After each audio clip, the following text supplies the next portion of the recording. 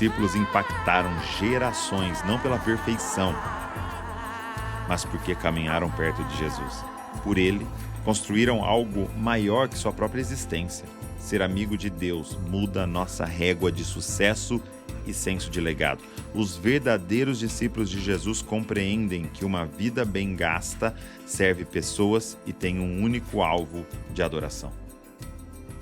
Eu queria que a galera que está aqui com a gente pudesse fazer uma pergunta. Então, como já falou alguém daqui, tem alguém aqui que quer fazer uma pergunta? Tá? Quer, prontamente aí. Fala o seu nome e pode fazer a sua pergunta aí. Tudo bem? Meu nome é Samuel, sou criador de conteúdo cristão, mais focado na música, né? E quando o Jorginho falou sobre a questão do medo de fantasma, juntando já com The Chosen, parece que Jesus gosta de pessoas com medo de fantasma, né? Tem Pedro e você também, só que Jesus se aparece naquele momento e fala, olha, não vai por esse caminho. E que legal saber disso. Me identifico muito com a história do Silas também, cresci na igreja dessa forma. Mas a minha dúvida é a seguinte, eu estava vendo você entregava a Bíblia também, né, no Bayern de Leverkusen, né? Bayer Leverkusen, isso. E eu queria saber se teve alguma história dos seus companheiros alemães, lá desses outros times que você passou, que foram impactados também, não só aqui no Brasil, mas também exteriormente. O impacto foi tão grande, como é que é o seu nome? Samuel. Samuel, meu nome é fera, hein? Não é qualquer um, não. O impacto foi tão grande, eu sou o único jogador brasileiro que tem um prêmio Fair Play da FIFA, como jogador mais leal do mundo, em 1991. Olha que eu batia, velho. Eu chegava junto, era só no tornozelo. Mas em 1991, jogando no Bayer Leverkusen, eu fui presenteado com o Pelé, com o João Avelange e o Blatter, os três me entregando ali o prêmio de o jogador mais leal do mundo. Por que isso? Porque nenhum jogador nunca, que o Léo falou, a gente não, todo mundo recebia, eu sempre dava para o capitão adversário. E esse gesto, além de eu não ter tomado nenhum cartão, ter sido um cara disciplinado, nessa época eu já estava mais crente de verdade,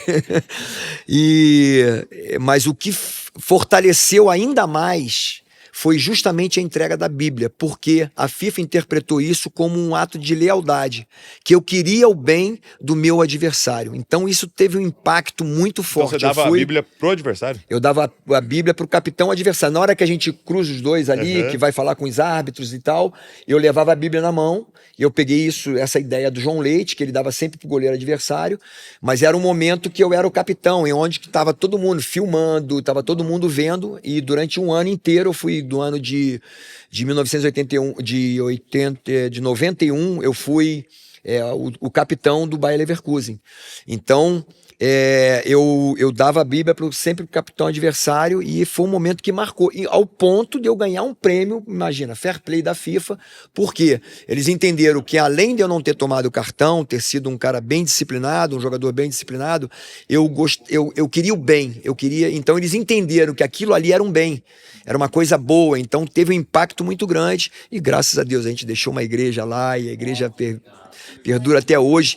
Nós temos não é brincadeira, deve ter mais de 20 anos que a igreja ora todos os dias, 6 horas da manhã. E essa igreja tem dado um impacto muito grande ali em Munique. Ô Douglas, muito bom.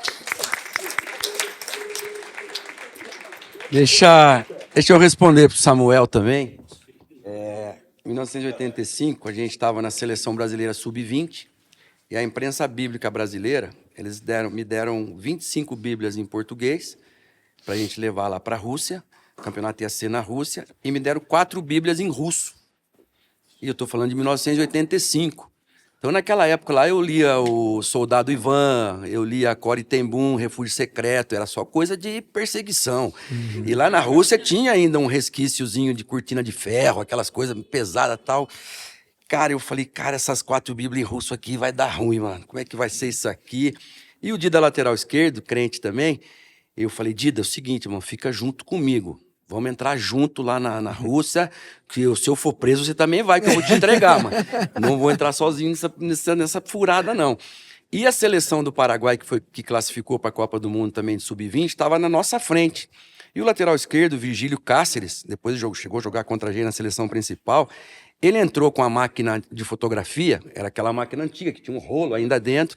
Uma mulher policial, cara, grandona, tamanho do Haaland, assim, mais ou menos. Só que com o corpo do Júlio César, do zagueiro que jogou na seleção, cara, a mulher, a bota dela desse tamanho assim, ó, ela pegou a máquina de fotografia da mão do Cáceres, abriu a máquina, tirou o rolo, jogou a máquina na mão dele assim, jogou o rolo no chão e pisou. Eu falei, Jesus amado, se ela fez isso com o rolo da máquina do Cáceres, quando ela vê a Bíblia na minha mala aqui, o que vai ser de mim, cara? E aí, não escondi a Bíblia. Eram 4 Bíblias pequenininhas, 2 ficaram comigo e 2 ficaram com Dida. Coloquei a Bíblia lá em cima assim, ela abriu a mala, pegou a Bíblia, e aí, escrito em russo tudo, olhou, leu e não entendeu nada. Fechou a Bíblia, colocou na mala, fechou a mala, fez assim, eu passei, falei, Dida, vai sozinho, irmão, pra cadeia. O Dida passou também. E agora, para quem que nós vamos entregar essas Bíblias? E começamos a orar. A gente não podia falar com ninguém. Polícia lá no corredor, policial lá, camareira a gente não podia falar. E aí a gente fazia o quê? Reunião todo dia à noite. Demos uma Bíblia para cada jogador. Tafarel se converteu ali. Tafarel aceitou a Jesus ali. E aí a gente foi campeão do mundo. Último jogo, campeão, chegamos no hotel, maior hotel da Europa, Rossi Hotel, 4.000 apartamentos. A gente se perdeu, eu e o Dida. E aí falei, Dida, vamos pro quarto. Falei, vamos orar, vamos agradecer sem pedir nada. Quando a Bíblia ela fala em Isaías 6 que os umbrais da porta se tremeram com a voz do que clamava e o quarto encheu de fumaça, gente. A gente teve a primeira experiência, assim, sobrenatural com Deus ali. O quarto que a gente estava encheu de fumaça, cara. O Dida tirava a camisa, rodava a camisa assim, ó. Falava, Silas, Deus tá, ele tá aqui, se ele tá aqui, ele tá aqui. Eu falava, ele tá aqui mesmo, Dida. E assim, a gente tinha 19 anos, cara. Um ano depois, a gente vai para Budapeste com a seleção principal. O Dida e eu, jogos preparatórios. A gente tá no hall do hotel sentado, que nem a gente tá aqui, assim, o vidro lá. Quem que a gente vê vindo de lá? Alexandre, o intérprete russo que nós demos uma das Bíblias para ele. Um ano depois veio de trem da Rússia para lá para ver a gente, falar que estava lendo a Bíblia, que aquilo estava mudando a vida da família dele. Glória a Deus. Eu diria para que eles não buscassem nenhum tipo de reconhecimento humano. Porque eu acredito que é isso que a gente busca a todo momento, é um tipo de validação, um tipo de reconhecimento. A gente sempre, quando o menino assiste televisão e vê os jogadores, a gente quer não somente jogar futebol, a gente está querendo a fama que aquele cara que está na televisão tem, a gente está querendo a vida que supostamente parece ser fácil que ele tem, porque junto com a fama, muitas das vezes tem o dinheiro e as facilidades, e a gente acredita que tudo isso é algo que a gente precisa e na verdade não é. Então eu aconselharia literalmente a não buscar nenhum tipo de reconhecimento humano, não buscar no ouro que o ouro não pode te entregar, não buscar na fama o que a fama não pode te entregar. Eu acredito que o reino dos céus é o único lugar, ou é o único propósito que eu aconselharia a essa nova geração buscar, porque eu acredito que é o único ambiente que não nos falta nada. Eu costumo dizer que quando a gente está fazendo as coisas para Jesus, eu quero que o tempo pare. Porque literalmente as coisas que mais têm valor para mim é o meu tempo com Jesus, onde eu esqueço dos problemas, onde eu esqueço das murmurações, da gritaria que o mundo faz. Eu acredito que o conselho ideal para eles é não buscar a validação das pessoas, buscar um relacionamento com Cristo. Eu sempre falo, sempre aconselho, quanto mais humano, quanto mais você estiver conectado com as coisas aqui, porque todo mundo fica, toda criança, todo adolescente fica vislumbrado com o Paris Saint-Germain, com o Neymar, com o Messi, cara, mas as pequenas coisas, os pequenos detalhes do futebol nos fazem crescer no meio do processo. Onde eu passei um processo todo muito difícil, processo muito dolorido, que é até se tornar um jogador de futebol profissional, e que se você não tiver conectado em Deus, ligado nos detalhes, na questão humana, assim, você fica no meio do caminho. Porque tem muitos obstáculos que vêm acontecendo. E hoje o atleta profissional, ele acaba sendo desconectado com aquilo que envolve ao seu redor. Jogar futebol num país que o futebol é uma paixão nacional é uma grande responsabilidade, porque tem muitas meninas, muitas gerações sendo impactadas por esse comportamento. Então é um conselho que eu sempre passo assim, para os pais, para os meninos, para os adolescentes, que aproveitar todas as oportunidades, ter sempre os pés no chão, essa humildade, e que quanto mais humano, quanto mais buscar conhecimento daquilo que te rodeia, isso vai impactar muito na sua rotina e na sua trajetória como profissional. Marque um horário, estabeleça um local e o principal, compareça. Você, o Espírito que habita e a palavra. Antes de produzir, antes de fazer, antes de realizar, tenha tempo a sós com Deus, deixe o Espírito falar no teu espírito, Abba Pai, porque é na vida de comunhão, não na vida de produção, que está o reino de Deus. Então, a minha direção seria essa: constantemente esteja a sós com Ele, tendo tempo com Ele. Sobre a perseverança. Perseverar é algo que é muito difícil. E eu acho que tanto no meio cristão quanto no meio do futebol é algo muito complicado, porque a gente passa por muitas situações.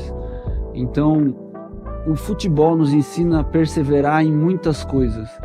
E quando a gente conhece Jesus, quando a gente conhece o caminho que a gente vai trilhar com o Senhor, a gente precisa perseverar como perseverou no futebol até alcançar o objetivo. E a gente tem um objetivo com o Senhor Jesus, a gente tem essa caminhada até a vida eterna e a gente precisa perseverar. Porque a perseverança vai nos moldar, assim como a perseverança nos moldou no futebol, nos moldou no esporte, até chegarmos a ser um profissional. A perseverança vai nos levar a chegar até o final da corrida e no final tá podendo viver a vida eterna. Para a gente encerrar, eu queria que vocês pudessem deixar uma palavra para tantos meninos, tantos garotos e meninas também, que estão aí pensando em entrar nesse mundo do futebol, do esporte de uma forma geral. E o que você diria, que conselho vocês dariam para eles e que conselho vocês têm dado, né? Porque vocês se tornaram mentores aí para essa nova geração. O que vocês poderiam deixar de mensagem? Vai, Varão. 65% dos ex-atletas de futebol não tem um diploma de graduação escolar e nem habilidade para trabalhar no mercado. Pois que o cara aposenta se não receber uma ajuda, alguma coisa relacionada com o futebol, uma prefeitura, alguma coisa, não sabe fazer outra coisa.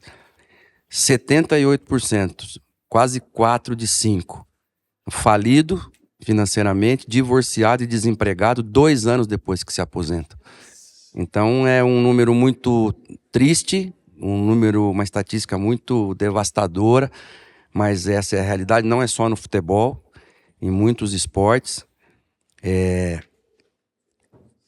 A carreira de um atleta dura em média 18 a 20 anos. Você jogou quantos anos, Jorge? 20 anos. Xandão? 13 anos. 13 anos. Mas é média isso. Profissional, né? Profissional. Dos meninos que estão aqui, quem que já... O Iorra tá ainda, o Urso tá, o Mário tá também, o Pablo tá ainda. Você tá com quantos, Léo? Jogou quantos anos? Aí, média 18, 20 anos. Você tem que ser melhor do que alguém todo dia. Você enfrenta mudança de treinador, mudança de clima, mudança de cultura, mudança de idioma, muda de país, né, obviamente, e tudo isso você tem que fazer durante esse tempo. 2 anos depois que você se aposenta, você está sem dinheiro, sem esposa e desempregado.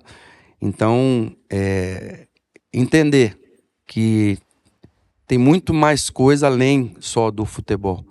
Então, se preparar. Eu diria para esses meninos que querem ser jogadores de futebol, você tem 60 anos para viver. Eu parei com 38. A média é essa daí. Então você tem 55, 60 anos para viver depois. O que você vai fazer com o restante desse tempo? Então é isso. Entender que se preparar e se preparar muito, do futebol, né? estudar e adquirir conhecimento. E as pessoas, às vezes eu vou falar nas empresas, eles acham que a gente é tudo burro. O jogador de futebol é tudo burro. Aí quando eles ouvem a gente falar, e a gente tem a sabedoria que vem do estudo e a gente tem a sabedoria que vem de Deus. Então quando a gente consegue aplicar isso, eles ficam... E se a gente lembrar que a humildade é uma virtude, mas é traiçoeira, as pessoas muitas vezes acham que a gente é tudo mascarado.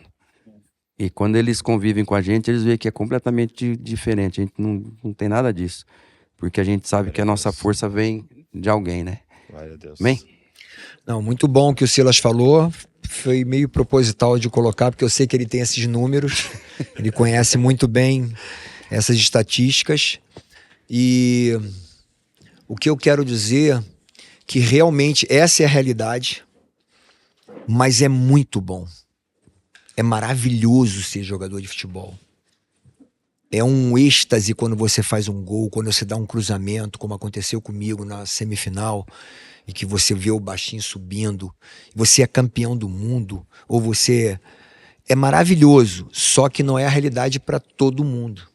Essa é a realidade de 1% dos atletas. Mas mesmo assim, você vai se alegrar com a vitória, você vai se alegrar com o campeonato, você vai se entristecer naturalmente com as perdas que você vai ter, com as derrotas que você vai ter, mas vale muito a pena, porque o futebol, ele te educa muito. Ele te faz realmente a conviver com as derrotas, com as vitórias, né, com as dificuldades, com a superação que você precisa ter. Faz você entender que você não consegue trabalhar sozinho. Sozinho você não vai conseguir ir muito longe, mas se você tiver gente do teu lado te ajudando. Então foi isso que a gente entendeu, por exemplo, em 94. A gente precisava jogar para Bebeto e Romário, e nós jogamos para os dois. Era 2 linhas de 4 ralando para deixar os dois definirem o gol. Não que levaram a gente nas costas. A gente levou os caras nas costas para que eles pudessem fazer o gol. Então, é maravilhoso, mas não é tudo. E não para por aí. A vida que nós estamos aqui conversando, trocando essa ideia, é que é muito mais maravilhosa. Porque, como eu falei, isso aqui... vai um dia perecer, vai enferrujar. Mas o nosso nome escrito no livro da vida, isso não tem jeito, ninguém vai arriscar de lá. Então eu quero dizer assim para todo atleta, cara, vale demais, meninos, meninas do meu Instituto Bola pra Frente, vocês são apaixonados também pelo esporte, por futebol, mas vocês já viram que muita gente saiu dali e não foi jogador de futebol, porque o funil é assim, é muito estreito. Mas que tem muita coisa, tem vida além disso. E principalmente a vida com Deus te traz satisfação, te traz alegria e te preenche. Como o Silas falou, buscar em primeiro lugar o reino de Deus e a sua justiça. E todas as coisas. Então quando você encontra Jesus, meu amigo, todas as outras coisas vão ser acrescentadas na sua vida. Esse é o conselho que eu gostaria, como um coroa aqui de 61 anos de idade, dizer para vocês, 61, pô, 61. Entendi. Que vale a pena servir a Deus, vale a pena servir demais a Deus. Glória a Deus. Olha só.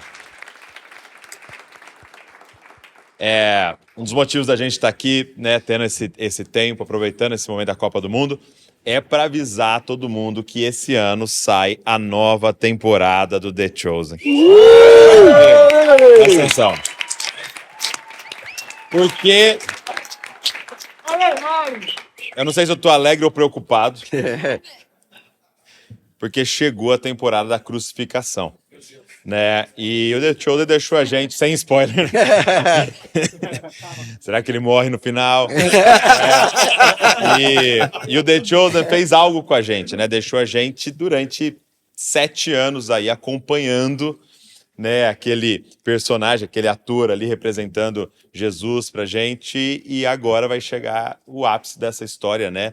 Essa parte do ápice dessa história Então vai ser muito impactante, e vai ser muito impactante, todos nós vamos assistir, mas eu acredito que vai ser, assim, uma grande ferramenta para a gente apresentar Jesus para muitas pessoas. Amém. A gente aqui no Brasil, mas ao redor do mundo. Então eu queria que vocês orassem, queria que vocês assistissem, eu queria que vocês que estão aqui compartilhassem, né?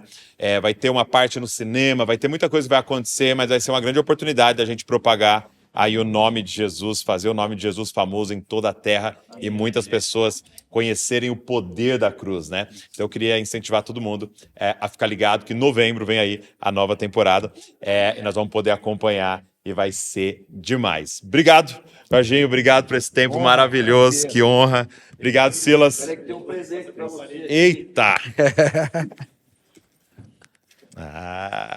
Obrigado. Além do sucesso, livro aqui do Silas. Vou até deixar aqui na descrição do vídeo, para quem quiser, o link para pedir. Obrigado mesmo, Deus abençoe. Editora Vida e pela Amazon. Ajuda nós aí, vai lá. Bora aplaudir ao Senhor pela vida dos dois.